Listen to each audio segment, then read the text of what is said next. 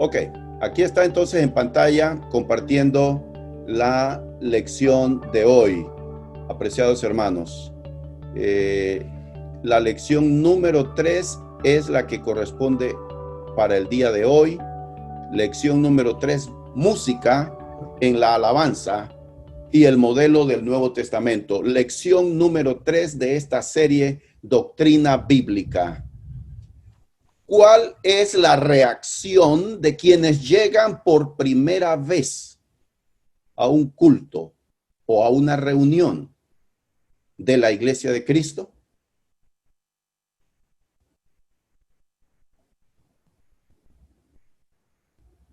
Una de las cosas que destaca, porque en los años de pertenecer a la Iglesia de Cristo he escuchado, y es de que no tenemos instrumentos musicales contiguo o al lado del púlpito.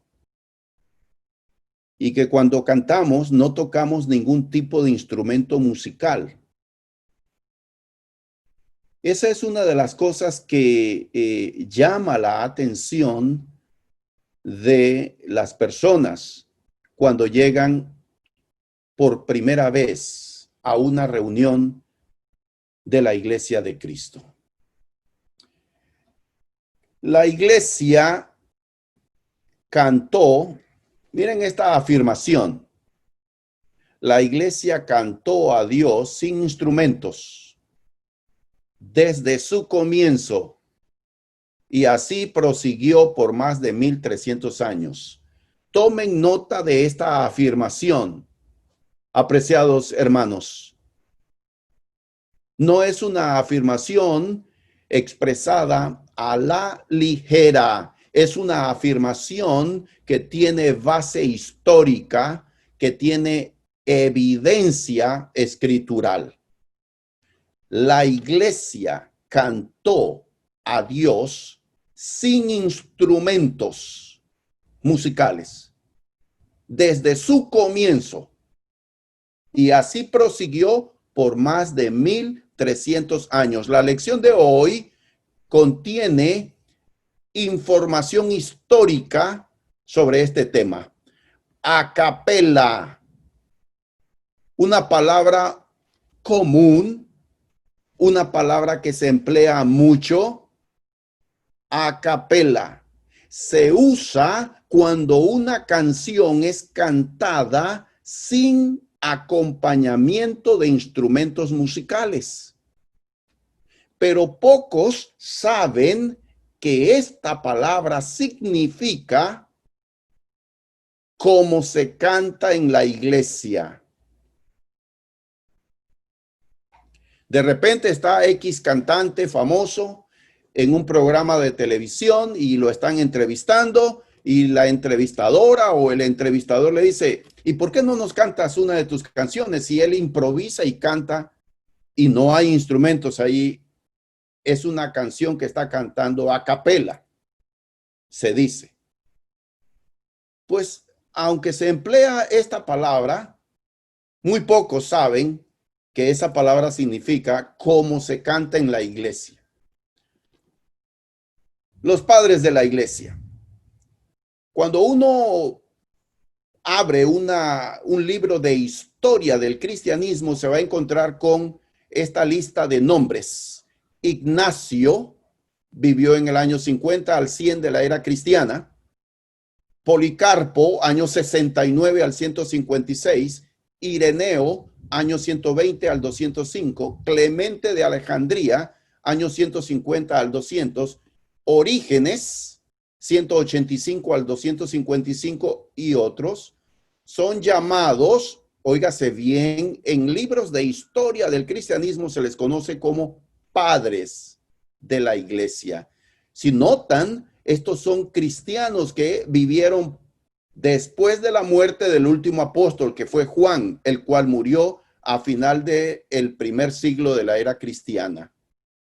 Pues, ¿qué tiene que ver esta cita de los padres de la iglesia primitiva? Esto. Historiadores, músicos y profesores de los Estados Unidos coinciden en que los llamados padres de la iglesia se opusieron al uso de instrumentos musicales en la iglesia con intensidad y uniformidad. Mire, estamos hablando de que los padres, llamados padres de la iglesia, y escuchen, padres no se emplea allí en los libros de historia del cristianismo en el sentido en que se refiere la gente católica a un cura. Padres no es en ese sentido. Padres se les habla a estos líderes que vivieron después de la muerte del último apóstol, a final del primer siglo, siglo segundo, siglo tercero. Se les conoce en libros de historia del cristianismo como padres de la iglesia. Pues estos hombres, según historiadores, se opusieron al uso de instrumentos musicales con intensidad y uniformidad. Un reconocido historiador de la iglesia del siglo XIX, Joseph Bingham, apuntó, y cito, abro comillas, entendidos en la materia concuerdan en que la iglesia empezó a usar instrumentos musicales con la introducción de órganos en la época de Tomás de Aquino en el año 1250. Tomás de Aquino escribió, abro comillas, la iglesia no usa instrumentos musicales tales como el arpa o la lira cuando adora a Dios. En tal caso, ella estaría cayendo en el judaísmo. Los instrumentos musicales usualmente mueven más al alma, al placer, que a la bondad interna. Es una cita de este señor llamado Tomás de Aquino, el cual vivió allá por el año 1250. Continúo haciendo referencia yo en esta exposición sobre los instrumentos musicales en la alabanza a Dios cuando la iglesia está reunida. Escúchense bien, cuando la iglesia está reunida. Los reformadores. Cuando hablo de reformadores, me refiero a aquellos líderes cristianos que encabezaron este movimiento religioso en Europa que empieza por Martín Lutero. ¿Se acuerdan? Año 1517. Escuchen bien esta fecha. 1517. Martín Lutero desafió a Roma, desafió al Vaticano, clavando en la puerta de la iglesia donde él era cura, sacerdote católico. Él escribió 95 tesis o puntos en los cuales él decía que la iglesia estaba desviada y que necesitaba una reforma.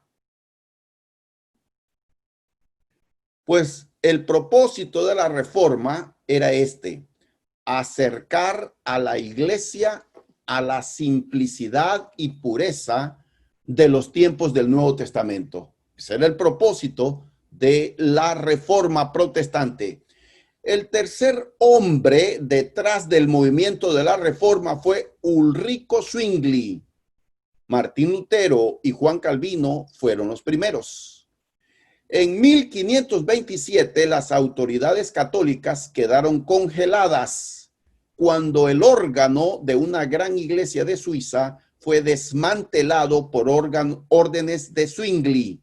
Esto, a pesar de que Zwingli fue un gran músico quien podía tocar varios instrumentos, pero él dejó el catolicismo para embarcarse en el movimiento de la reforma protestante. Y una de las acciones que hizo este señor suizo fue quitar el órgano que estaba en la iglesia.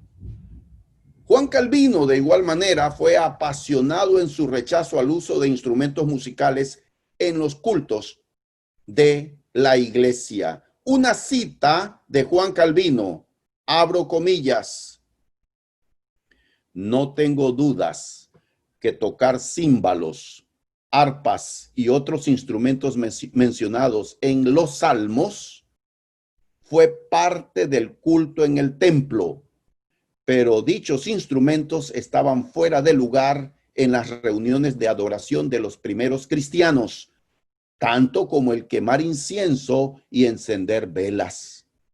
Pero los papistas católicos han tomado prestado estas y otras prácticas de los judíos.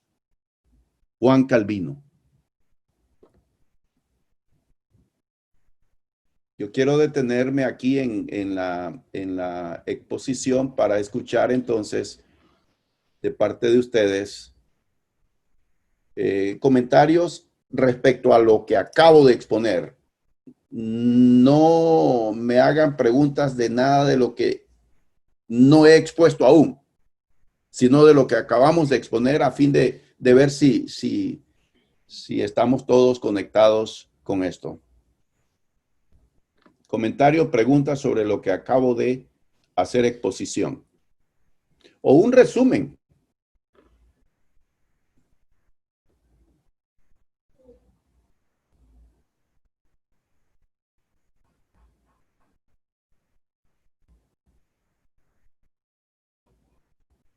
¿Ninguno?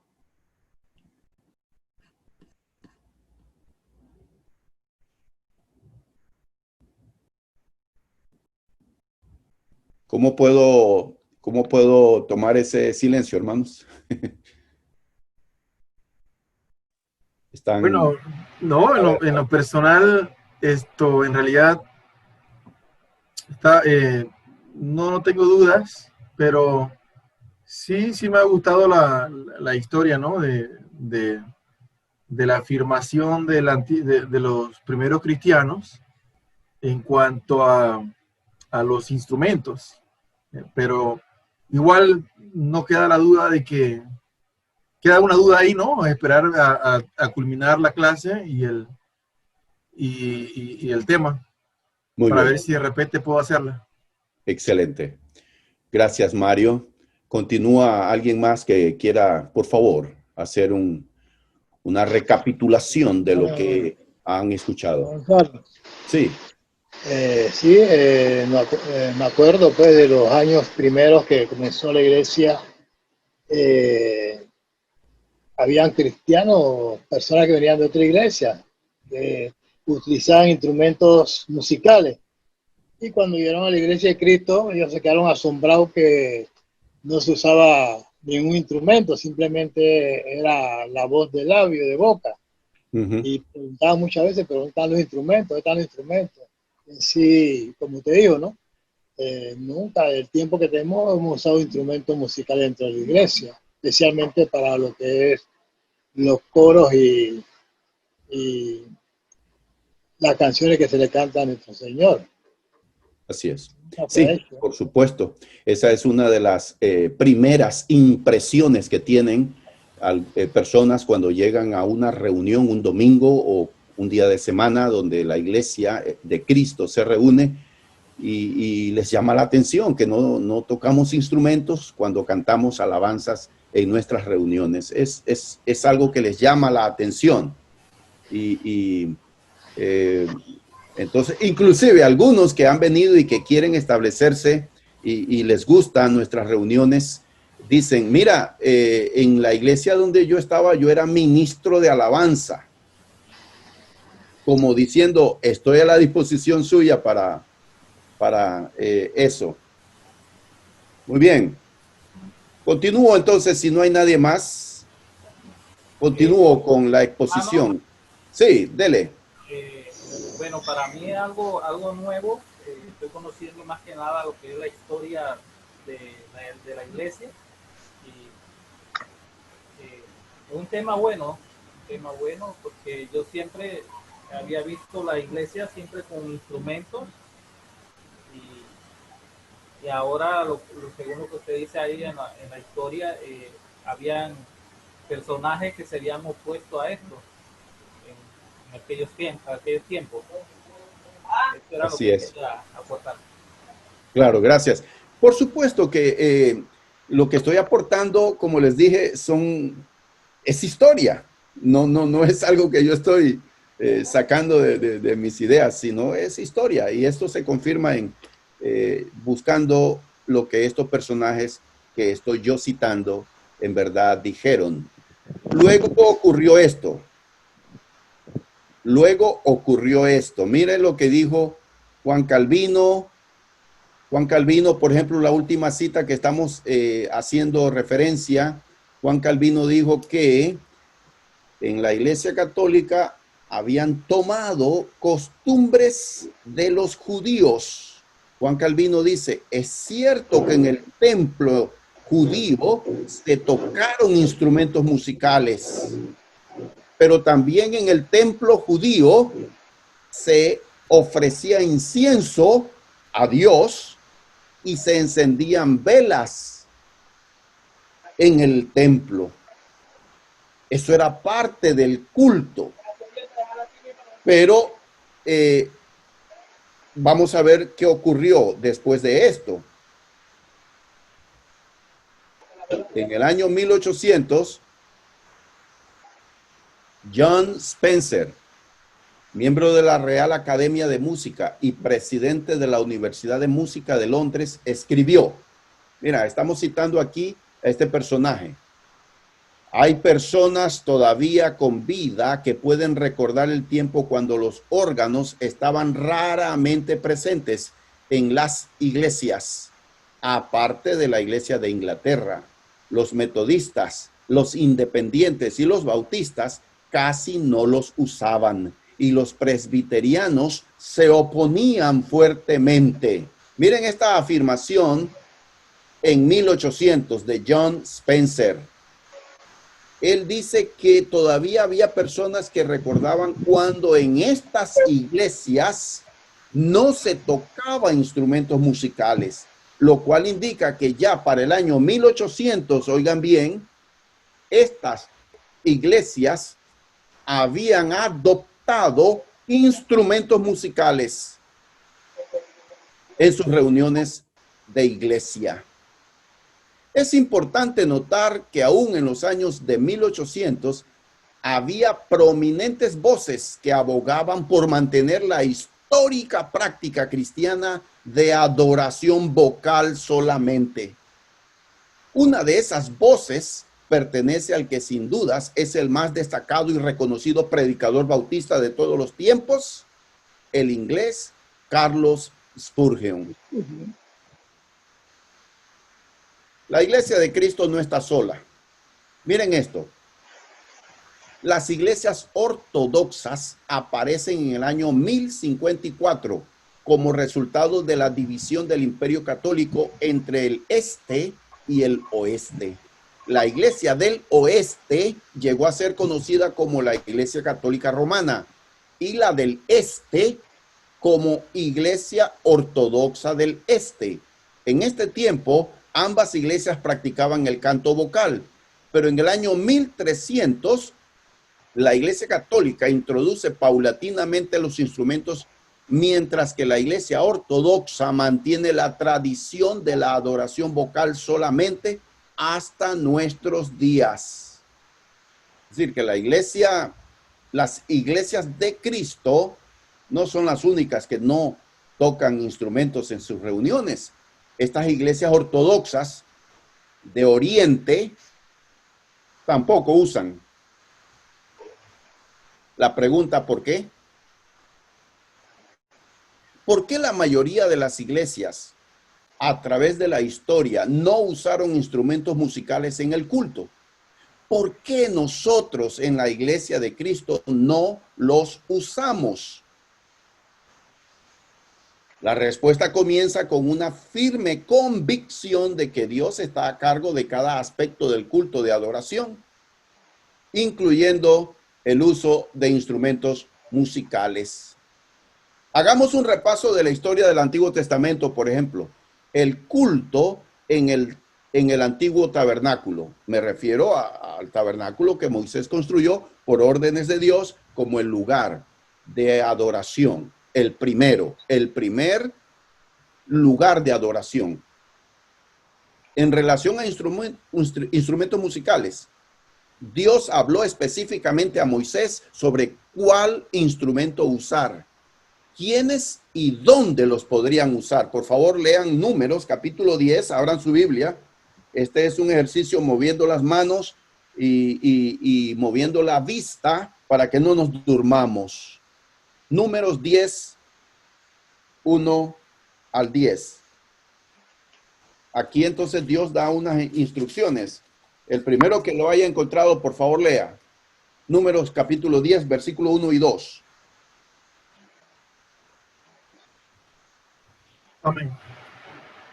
Números 10, del 1 al 2. El Señor se dirigió a Moisés y le dijo: haz 2 trompetas de plata labrada a martillo, las cuales te servirán para reunir a la gente y para dar la señal de partida. Ahora el versículo 8 y el 10. Los encargados de tocar las trompetas serán los sacerdotes, los descendientes de Aarón. Esta será para ustedes una ley permanente. Muy bien. Cuando un enemigo los ataque en su propio territorio, ustedes tengan que salir a pelear, toquen las trompetas y lancen fuertes gritos. Así yo, el Señor su Dios, me acordaré de ustedes y los salvaré de sus enemigos. Toquen también las trompetas. Hasta el 10, ¿verdad? Ajá, el 10. Toquen también las trompetas en días alegres, como los días de fiestas o de luna nueva, cuando ofrecen holocaustos y sacrificios de reconciliación. Así yo me acordaré de ustedes. Yo soy el Señor su Dios. Muy bien, aquí vemos que Dios entonces ordena a Moisés fabricar instrumentos de música, y el primer instrumento de música fue la trompeta, y especifica dónde, cuándo y quiénes tenían que tocar las trompetas. Adoración en el templo del Viejo Testamento.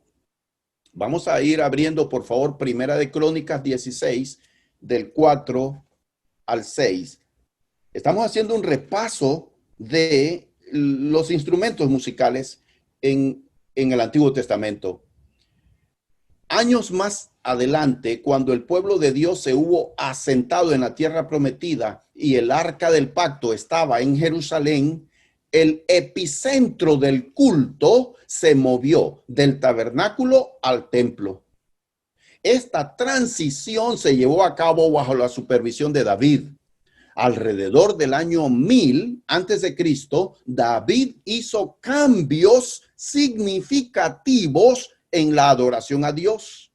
Uno de esos cambios fue la inclusión de varios instrumentos. Primera de Crónicas 16, versículos 4 al 6. Alguien que nos lea, por favor. Y puso delante del arca de Jehová ministros de los levitas, para que recordasen, confesasen y alabasen a Jehová, Dios de Israel. Asaf, el primero, el segundo después de él, Zacarías, Jehiel, Semiramot, Jehiel, Matitías, Eliab, Benaía, Obed, Edom y Jehiel, con sus instrumentos de salterios y arpas, pero Asaf hacía resonar los címbalos. También los sacerdotes Benaía y Jaasiel hacían resonar continuamente las trompetas delante del arca del pacto de Dios. Ok, noten entonces que David hizo una reforma. David fabrica instrumentos que no fueron autorizados bajo la ley de Moisés a Moisés, al pueblo de Israel. Y vemos aquí que también David crea un director de alabanzas, que fue un hombre llamado Asaf, y sus descendientes. Por pasajes bíblicos también sabemos que él había formado un coro. Había un coro dirigido por Asaf. Este Asaf no solo era bueno dirigiendo, sino también componiendo, porque vemos muchos salmos allí de Asaf. Vamos otra vez a Primera de Crónicas, capítulo 23, del 1 al 5, por favor. Amén, hermano. Sí. Dice así: siendo pues David ya viejo, lleno de días, hizo a Salomón su hijo rey sobre Israel. Y juntando a todos los principales de Israel y a los sacerdotes y levitas, fueron contados los levitas de 30 años arriba, y fue el número de ellos por su cabeza, contado uno por uno, 38,000.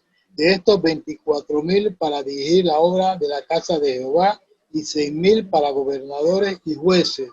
Además, 4,000 porteros y 4,000 para alabar a Jehová, dijo David, con los instrumentos que he hecho para tributar alabanzas. Ajá. Entonces vemos que David puso 4,000. Yo creo que yo no sé cuántos miembros tiene el coro mormón allá en Utah. La capital de los mormones. Ellos son famosos por tener un coro, el coro, y precisamente ese templo mormón se llama el Tabernáculo. Y ese es muy famoso, ese coro. Pero el coro que David organizó tenía ¿cuántos miembros? 4,000. 4,000. Una gran cantidad. 4,000 para alabar a Jehová, con los instrumentos que he hecho para tributar alabanzas. Entonces, aquí vemos que es algo interesante. Vamos a Segunda de Crónicas 29-25. ¿Por qué hace esto David? Segunda de Crónicas 29-25. Por favor, lean conmigo este otro pasaje. Segundo libro de Crónicas, capítulo 29, el versículo 25. Puso también levitas en la casa de Jehová con címbalos, salterios y arpas, conforme al mandamiento de David, de Gad, vidente del rey, y del profeta Natán, porque aquel mandamiento procedía de Jehová por medio de sus profetas. Qué interesante, ¿verdad? ¿Por qué David hizo todos estos instrumentos musicales y los introdujo como parte de la adoración en el templo? ¿Por qué? El Señor le había dado. Porque Dios habló a través de estos profetas y menciona aquí uno de los profetas, Natán. Acuérdense que este mismo Natán es el que fue a reprender a David después que él pecó con esta mujer casada y mandó a matar al hombre de la mujer casada. Natán lo llegó a reprender. Pero dice que Dios le había dado estas instrucciones a David de la introducción de todos estos instrumentos en el culto. La razón por la que David introdujo estos nuevos instrumentos en el culto de adoración en el templo, Primera de Crónicas 28. Vamos de nuevo, por favor, retrocedamos al primer libro de Crónicas, pero esta vez vamos al capítulo 28 y entonces vamos a estar leyendo del 11 al 13. ¿Quién lo tiene? Ok, Daniel. Entonces David le dio a Salomón los planos para el templo y sus alrededores, que incluían la antesala, los depósitos, las habitaciones de la planta alta, las habitaciones interiores y el santuario interior, el cual era el lugar de la expiación. David también le dio a Salomón todos los planos de lo que tenía en mente, para los atrios del templo del Señor, para las habitaciones exteriores, para los tesoros y para los cuartos de las ofrendas dedicadas al Señor. El rey también le dio a Salomón las instrucciones sobre el trabajo de las diferentes divisiones de sacerdotes y de levitas en el templo del Señor, y dejó especificaciones para los artículos del templo que debían usarse para la adoración. Muy bien. Ahora también aquí saltamos al versículo 19, Daniel. Cada detalle de este plan le dio David a Salomón. Lo recibí por escrito de la mano del Señor. Wow. Este pasaje bíblico es interesante porque todos los planos, toda esta distribución de funciones en el templo, de sacerdotes, de cantores, de directores, no fue algo que se le ocurrió a David, fue algo que Dios le había hablado a través de sus profetas. Es interesante. 300 años después de este episodio, el rey Ezequías restauró el culto en el templo. Veamos Segunda de Crónicas 29, versículos 25 al 29. Por favor.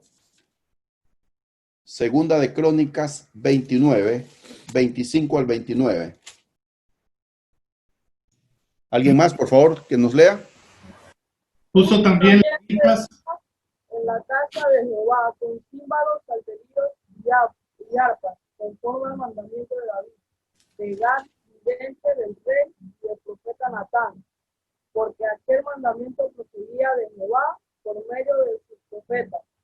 Y los levitas estaban con los instrumentos de David y los sacerdotes con trompetas.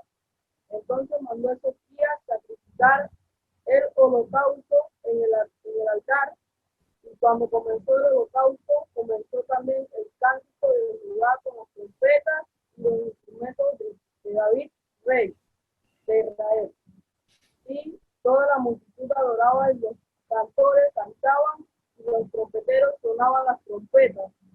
Todo esto duró hasta consumirse el holocausto.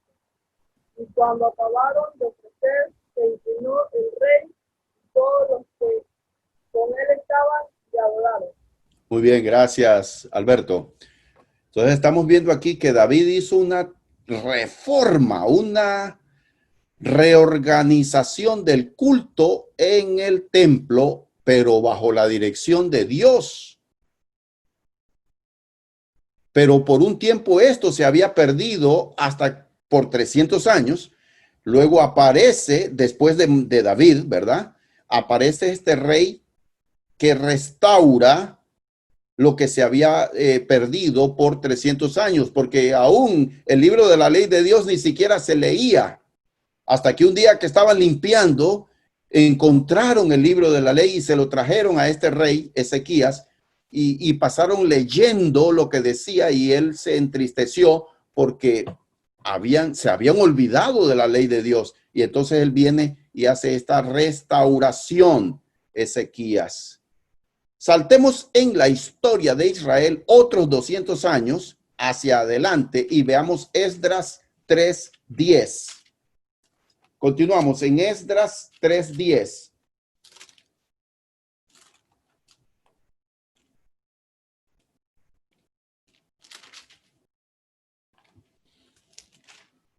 Ok.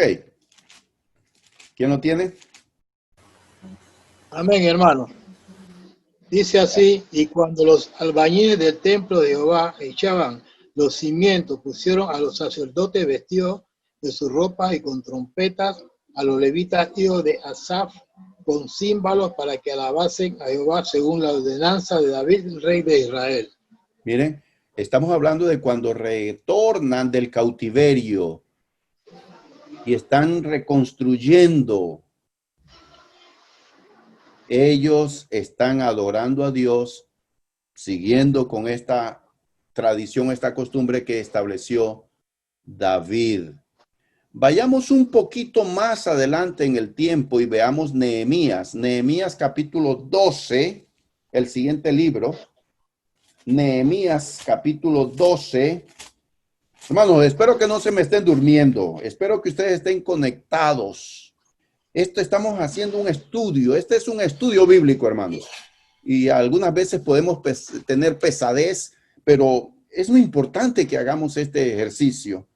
Nehemías, capítulo 12, el versículo 24. Voy a leerlo, hermanos.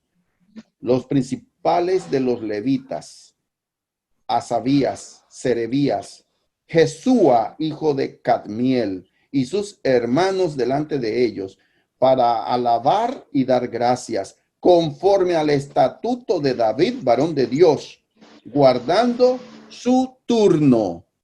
Recuerden que David había organizado el rol, la función y los turnos de todos estos participantes en el culto de adoración. Seguimos en versículos 35 y 36 de este mismo capítulo, Nehemías 12, dice 35, y de los hijos de los sacerdotes iban con trompetas. Amén, hermano. Zacarías, hijo de Jonatán, hijo de Semaías, hijo de Matanías, hijo de Micaías, hijo de Zacur, hijo de Asaf, y sus hermanos Semaías, Azarael, Milalal, Gilalai, Maal, Natanael, Judá y Anani, con los instrumentos musicales de David, varón de Dios, y el escriba Esdras iba delante de ellos. Versículo 45. Y habían cumplido el servicio de su Dios y el servicio de la expiación, como también los cantores y los porteros, conforme al estatuto de David y de Salomón, su hijo. Miren, todo lo concerniente al culto de adoración en el templo había sido organizado siguiendo las instrucciones de Dios. A través de profetas, Dios guió al rey David para que se organizara y se ordenara todo lo relacionado al culto en el templo en Jerusalén. Y así tenía que continuar. Dios dio detalles. ¿No es asombroso?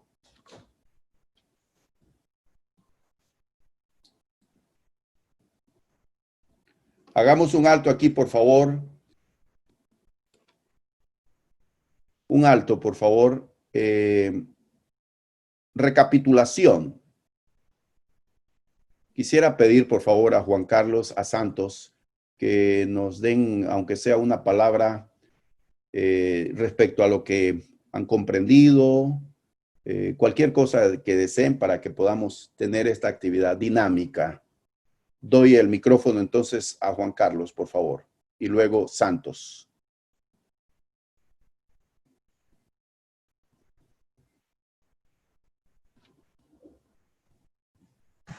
¿Puedes repetir, hermano, que no se escucha muy bien?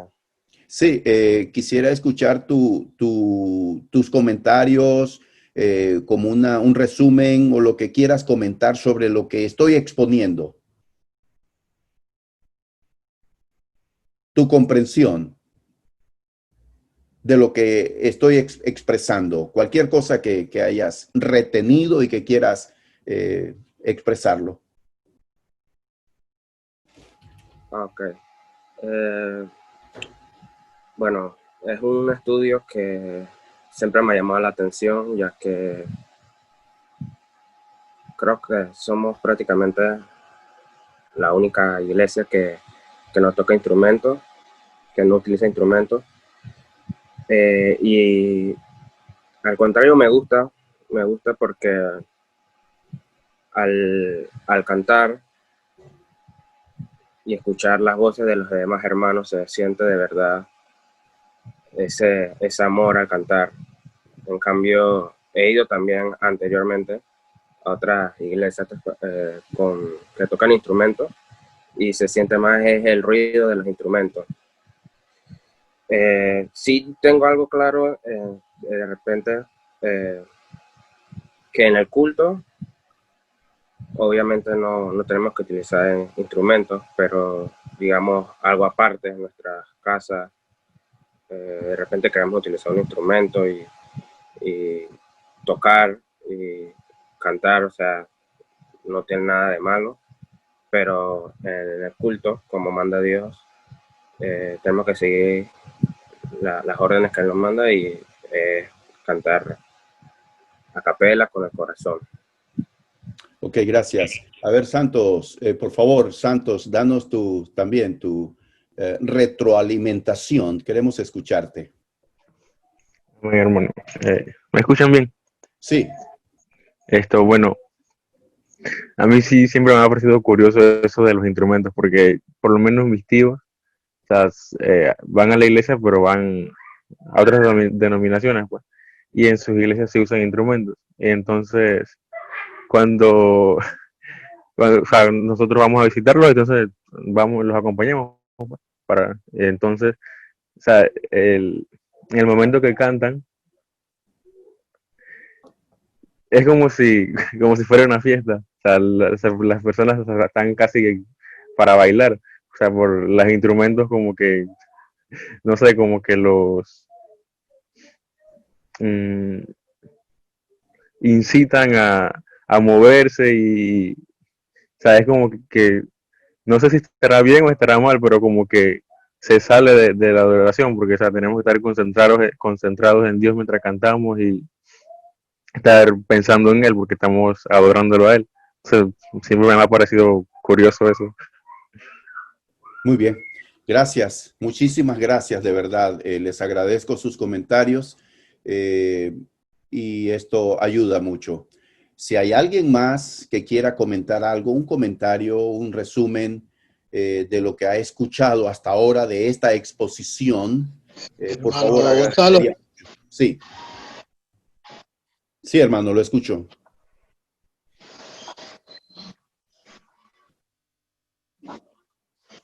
Hermano Ricardo, lo escuchamos. hermano Gonzalo, Sí, lo escucho, hermano. bueno, Lo escuchamos. yo en lo que conlleva a ver todos los pasajes que han dado, aquí el principal de todo esto es Jehová.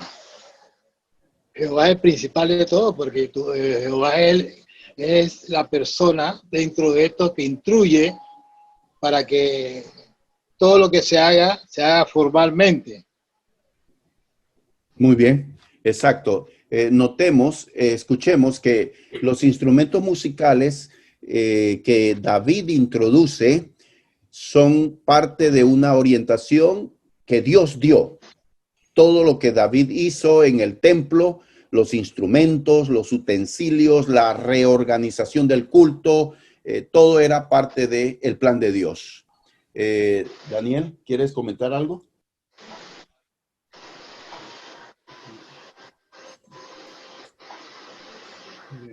Lo que acabamos de- Sí, lo que acabo de exponer, cualquier cosa que quieras comentar. No había entendido Habla, acércate un poco más, yo creo. no había entendido la historia en sí sobre, porque todo tiene un origen de cuando se separa la iglesia y se cambian las cosas y se crean otras denominaciones. Y no sabía eso de que ese era uno de los puntos de los que estaban, ni de los padres de la iglesia, que estaban totalmente en contra. Y sí, porque si vamos lo que va la Biblia, Jesús hace una reforma de cómo se debe adorar y no están los instrumentos. Ok, muy bien, muchas gracias. ¿Quieren, ¿quién iba a hablar? Yo, Ok, adelante, hermano. ahí cuando empezaste, una de las primeras páginas, mencionaste, si lo corres para atrás un poquito, creo que fue en la primera página donde estabas haciendo la reflexión y lo que dice el hermano Santos y ahora lo que comenta Ricardo. Ajá. La pasión que despierta el ritmo, el instrumento en la persona lo desvía del original, del objetivo. Y muchas personas dicen, pero estoy alabando al Señor. Y tan alegre, y dice, estoy lleno del Espíritu. Y tan así como lo ve el hermano Santos. Pero ¿de qué espíritu estás lleno? ¿Será verdad? Porque yo estoy clarito en que Dios es un Dios de orden y Él dejó escrito cómo quiere que se haga cada una de las cosas en este mundo, en esta vida. Entonces, Muy bien. yo puedo estar creyendo que estoy adorando a Dios con todos esos instrumentos y bailando y lleno y estoy gozoso y grito y aleluya, pero ¿es esa la voluntad del Señor? Me quedo Muy con buena pregunta. Aquí estoy resaltando la frase a la que el hermano Gerardo hace referencia. Tomás de Aquino escribió: la iglesia no usa instrumentos musicales, tales como el arpa o la lira, cuando adora a Dios. En tal caso, ella estaría cayendo en el judaísmo. Punto suspensivo. Los instrumentos musicales usualmente mueven más al alma al placer que a la bondad. Tomás de Aquino, exactamente. 1250. De eso es lo que vemos, pero vamos a ponerlo de esta forma. El enemigo que tenemos aquí es un enemigo astuto y muy sabio para disfrazar sus mentiras y hacerla ver como una verdad. Y ahí es donde nosotros debemos tener cuidado, porque la raya divisoria es muy tenue en adorar en espíritu y en verdad, a adorar con el alma, como decía el escrito. La pasión que despierta es la que lleva a alejarlo. Y ahí está el enemigo metido sutilmente en adorar, en la adoración, porque Dios dijo cómo lo quiere que lo adoremos, con labios que me honren. Él quiere que nosotros, que salga de nosotros esa adoración, no que sigamos a un instrumento y le demos un ritmo. Muy bien. Muchas gracias, hermano. Excelente. La adoración en la iglesia del Nuevo Testamento. Miren, vamos en la recta final de este estudio bíblico, doctrina bíblica, el tema de los instrumentos musicales en la adoración en el Nuevo Testamento, en la iglesia. ¿Cuáles instrumentos ordenaron los apóstoles para la adoración de la iglesia? He aquí una pregunta que no es retórica, sino un desafío para los estudiosos de la Biblia. ¿Cuáles instrumentos musicales ordenaron los apóstoles para la adoración de la iglesia? Los estudiosos honestos de la Biblia no encuentran ninguna autorización de Dios para el empleo de instrumentos musicales en el culto de la iglesia del Nuevo Testamento. En el ejercicio de su autoridad apostólica, Pablo pone orden en el caos del culto de los corintios. Primera carta a los Corintios, capítulo 14, versículos 26 al 38, Pablo hace referencia a que durante la Santa Cena y durante el empleo de usos de los dones, había extralimitación en la iglesia de Corinto.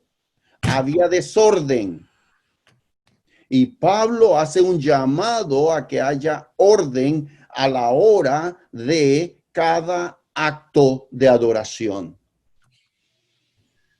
Hermano, eso que acaba de mencionar ahí atrás, baja un poquito la presentación. Subir. Atrás, un poquito ahí. Ok, recuerden que este material yo se les mandé, ¿verdad? Ustedes tienen eso en este material que yo espero que ustedes estén repasando. Aquí dices, los estudiosos honestos. Me llama la atención esta palabra, honesto. Ok. No encuentro ninguno, no hay ninguna autorización de Dios por el empleo de instrumentos musicales. ¿Hay algún estudioso deshonesto que sí lo encuentre? Bueno, por ejemplo, una vez yo escuché que un pasaje de Apocalipsis, no recuerdo ahora mismo, que habla de un instrumento musical y entonces... lo sacan de contexto. Se saca de contexto porque sabes que esa es una de las cosas que nosotros hacemos mucho énfasis a la hora de exponer un pasaje de la Biblia, ¿verdad? Decimos, oigan, necesitamos tener y hacer uso de una correcta hermenéutica. Hacer exégesis bíblica significa ir al texto para primero entender qué significó, qué quiso decir el autor, el escritor, a la gente que estaban primeramente escuchando o recibiendo esa carta o ese mensaje. ¿Qué significó? Esa es la primera tarea que hace todo estudioso de la Biblia. ¿Qué significó? Esto te hace ir al contexto histórico, a la circunstancia, te hace explorar la gramática. ¿Qué significa esa palabra? La etimología. ¿Qué significa en su raíz esta palabra? Para luego, en la exégesis correcta, luego entonces el estudiante, una vez que ha entendido qué significó, viene a responder una segunda pregunta. ¿Qué significa esto para nosotros? ¿Qué significa? Y ese es un gran trabajo. No podemos estar ignorando todos estos aspectos que son fundamentales para la comprensión correcta de la palabra de Dios. Muy bien. Los padres de la iglesia, los reformadores y otros expertos han afirmado que el Nuevo Testamento manda a la iglesia a cantar alabanzas a Dios. Y aquí tenemos Efesios 5:19. Efesios 5:19 manda a cantar a Dios. Dice así el apóstol Pablo: hablando entre vosotros con salmos, con himnos y cánticos espirituales, cantando y alabando al Señor en vuestros corazones. Y luego Colosenses 3:16. Nuevamente se hace el llamado al canto. Dice: la palabra de Cristo mora en abundancia en vosotros, enseñándoos y exhortándoos unos a otros en toda sabiduría, cantando con gracia en vuestros corazones al Señor con salmos e himnos y cánticos espirituales. Y luego entonces tenemos Santiago 5:13. Otro texto, Santiago 5:13. ¿Está alguno entre vosotros afligido? Haga oración. ¿Está alguno alegre? Cante alabanzas. Pero estos estudiosos citaron ejemplos de creyentes adorando a Dios. Por ejemplo, Hechos 16:26, Pablo y Silas oraban y cantaban allá en la cárcel en Filipos a medianoche. Hechos 16:26. Primera de Corintios capítulo 14, el apóstol Pablo dice, ¿qué pues? Dice en el versículo 15, Primera de Corintios 14:15, ¿qué pues? Oraré con el espíritu, pero oraré también con el entendimiento. Cantaré con el espíritu, pero cantaré también con el entendimiento. Pero estos líderes no encontraron ninguna mención o ejemplo del uso de instrumentos en la adoración de los primeros cristianos. Una historia moderna de restauración. En el año 2005 fue publicado un libro titulado Luz Antigua en Adoración Nueva. Y el subtítulo es más llamativo: un estudio teológico, histórico y psicológico del uso de instrumentos musicales en el culto a Dios.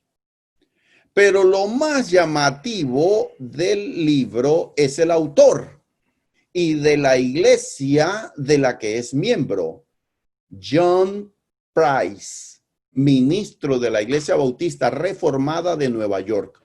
Esta iglesia históricamente utilizaba un piano para cantar en los cultos, y después de un estudio exhaustivo del ministro, propuso a la iglesia deshacerse del piano para cantar a capela solamente, y lo hicieron. ¿Se acuerdan de la historia de Nehemías y la fiesta de los tabernáculos? Nehemías 8:13 al 17, cuando Nehemías, leyendo la ley, descubre que tenían mucho tiempo de no estar celebrando la fiesta de los tabernáculos. ¿Qué hicieron? Restauraron esa práctica en su mandamiento original. Muy bien. Miren, hemos llegado a la parte final de nuestro estudio.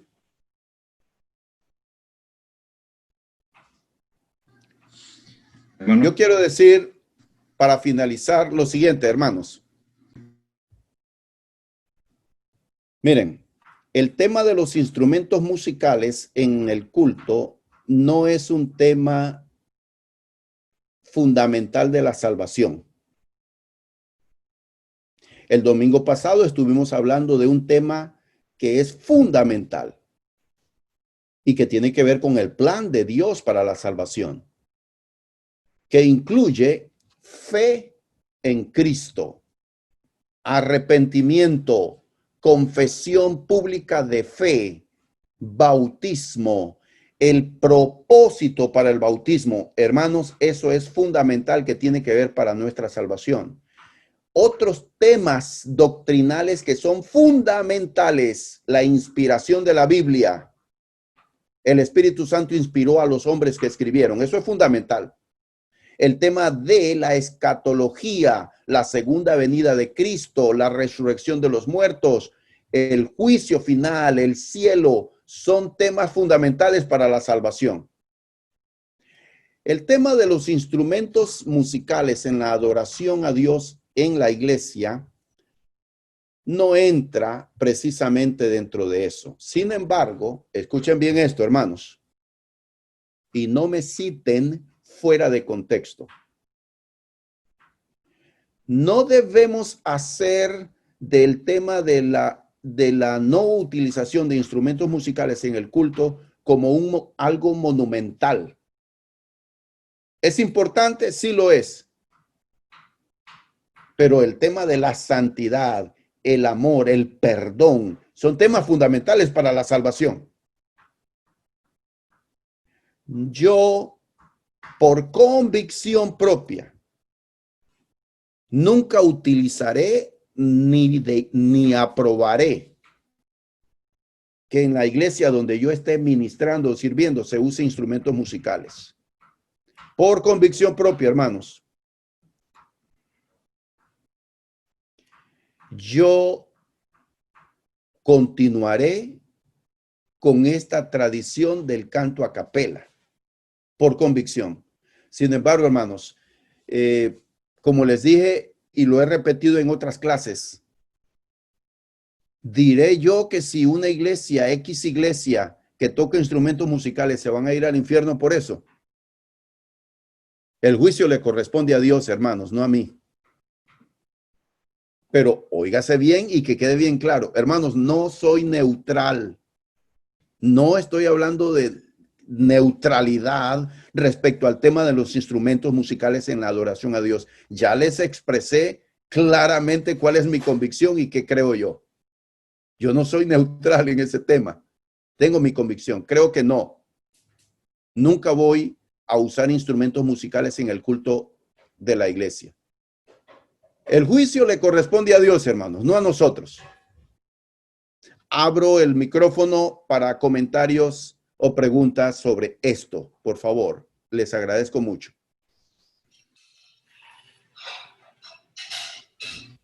Hermano, sí. A todos, gracias por la clase. Es muy interesante todo lo que hemos estudiado esta tarde, desde el momento en que los padres reformistas iniciaron esta transformación y cómo la Iglesia Católica introdujo nuevamente los instrumentos por el año de 1300, por ahí.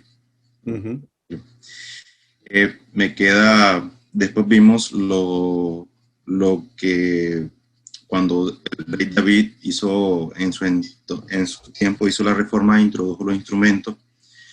eh,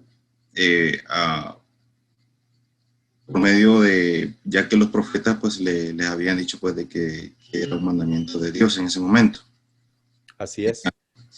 Entonces, ya esto que voy a decir ya es algo, y estoy clarísimo en el tema del uso de los instrumentos, como lo explicó recientemente.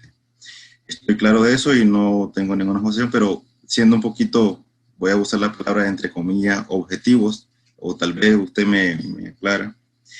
Es posible de que la iglesia del primer siglo no haya utilizado instrumentos por temas económicos. Si bien es cierto, el Nuevo Testamento por ningún lado nos afirma o nos habla con certeza del uso de instrumentos. Pero volviendo al tema de David, en su tiempo los instrumentos eran utilizados en el templo y era el único templo de los judíos. Así es. Entonces era un solo lugar donde se podía ir y se utilizaban, pero ya en los tiempos de la iglesia del primer siglo, y a medida de que la iglesia y la palabra de Dios se iba predicando por todo el mundo y se iban organizando iglesias por todo el mundo, me queda a mí la incógnita que será que quizás a un inicio no lo utilizaban por cuestiones económicas. En realidad no tendría respuesta a esa pregunta. No, y lo dejo así como eso se me vino así analizando el tema, ¿verdad? No sé, hermanos, no estoy contradiciendo y yo estoy claro del uso de los instrumentos musicales y es muy peligroso, pues, volver a hacer el tema, el uso de ellos. No, pero eso, mientras veníamos estudiando, hermanos, y no quise dejarlo, y disculpe que se me vino, y no quise dejarlo así, sino que tal vez lo tenía que decir porque quizás usted o alguien pues me podía salirme de esa... Claro, Wilmer, que se me vino. Wilmer, Daniel me está recordando, Wilmer, que en la iglesia del primer siglo también hubo gente pudiente. Ese argumento o esa pregunta tuya probablemente no sería la razón, porque en la iglesia había gente de recursos. Había gente que vendían sus propiedades y los donaban. Sí. Había gente noble, gente de recursos que se convertían, ¿verdad? Lidia de Tiatira, por ejemplo, el centurión que se convierte, el primer gentil, el centurión allá que Pedro llega, él era un noble, esa era una alta posición y tenían muchos recursos. No creo que sea esa la razón, quizás. Pero yo quiero hacer otra referencia, hermanos, antes que se me olvide. Es muy importante, hermanos. Miren, algo que es muy lamentable, digo yo, en muchas iglesias evangélicas pentecostales se han ido a un extremo donde esos cultos, donde lo que prevalece, óigase bien, con todo respeto lo digo, hermanos, el juicio le corresponde a Dios. Yo no soy quien ni tengo autoridad para juzgar ni decir nada. Pero, hermanos, es evidente que hay un fuerte emocionalismo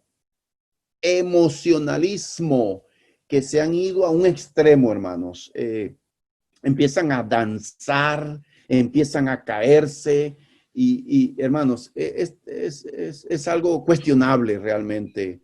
Porque David danzaba también, dice. Ajá, es muy peligroso. Bueno, ¿hasta dónde llega la carne y hasta dónde está el espíritu allí? Son preguntas, hermanos, que yo me hago. Tengo una con compañera. el espíritu, con el entendimiento, dice Pablo. Sí. Tengo una compañera que ella profesa ser testigo de Jehová.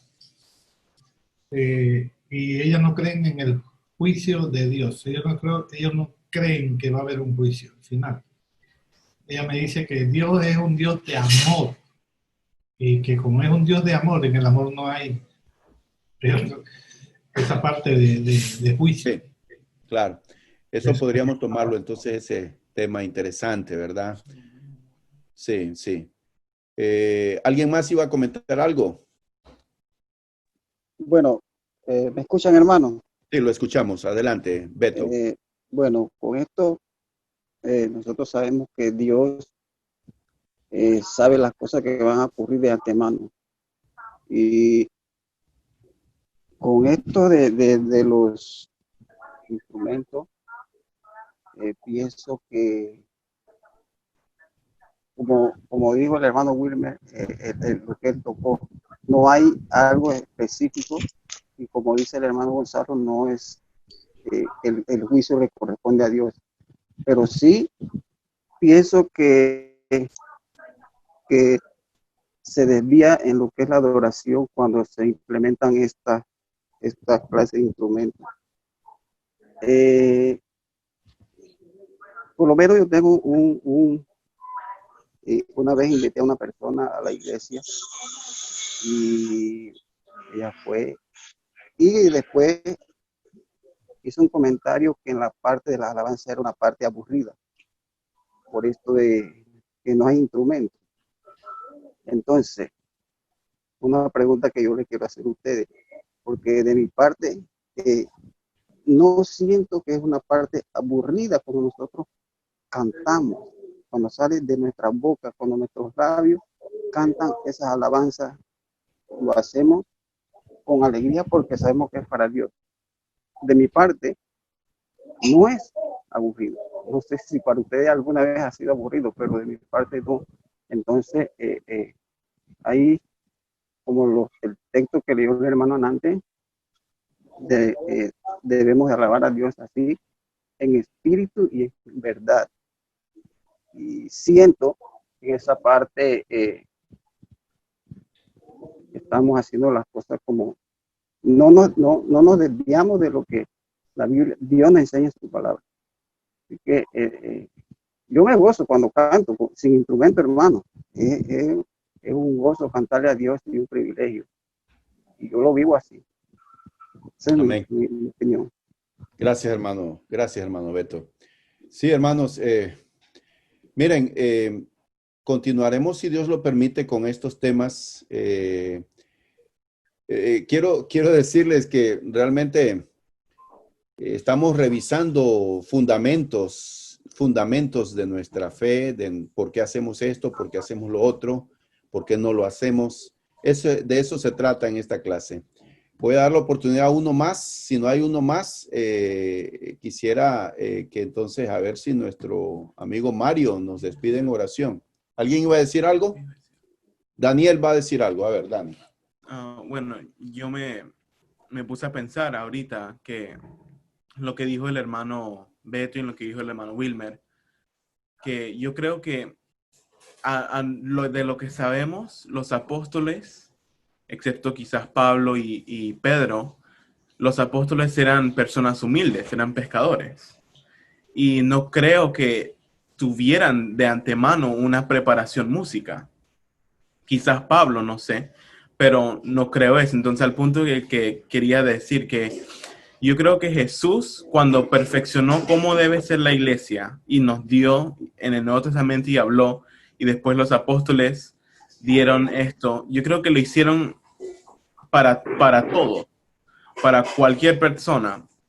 Entonces, quizás va con el punto del hermano Wilmer de que no, por dinero no tenían instrumentos, pero yo creo que ese es exactamente el punto, de que no necesitan el dinero para instrumentos porque Jesús lo dejó para todos.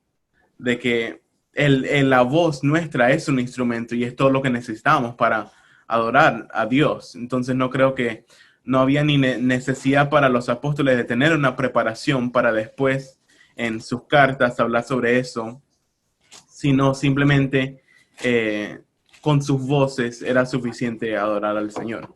Así es, y precisamente Hebreos capítulo 13, versículo 15, así que ofrezcamos siempre a Dios por medio de él sacrificio de alabanza, es decir, fruto de labios que confiesan su nombre. Yo no sé si ustedes y todos los hermanos están conscientes que cuando estamos cantando una alabanza, un himno a Dios con la iglesia, estamos en ese instante ofreciendo a Dios un sacrificio espiritual.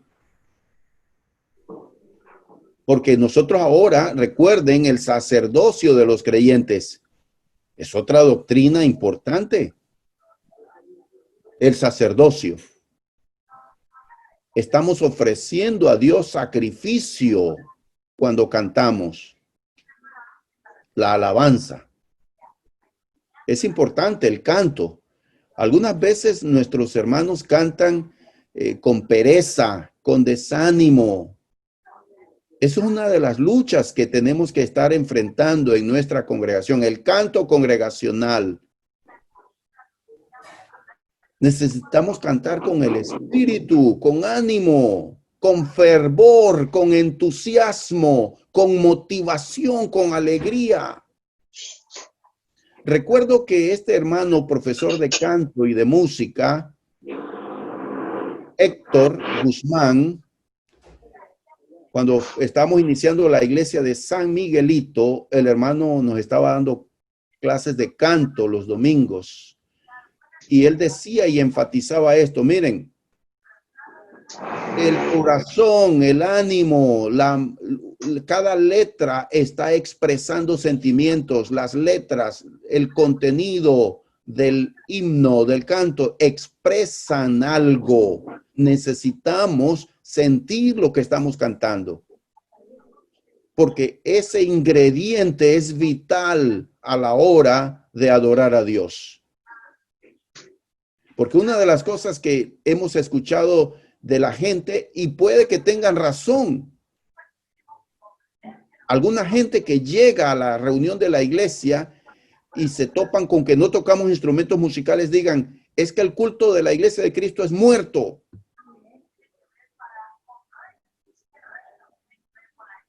Y es que algunas veces no cantamos con ánimo, no cantamos con fervor, con pasión.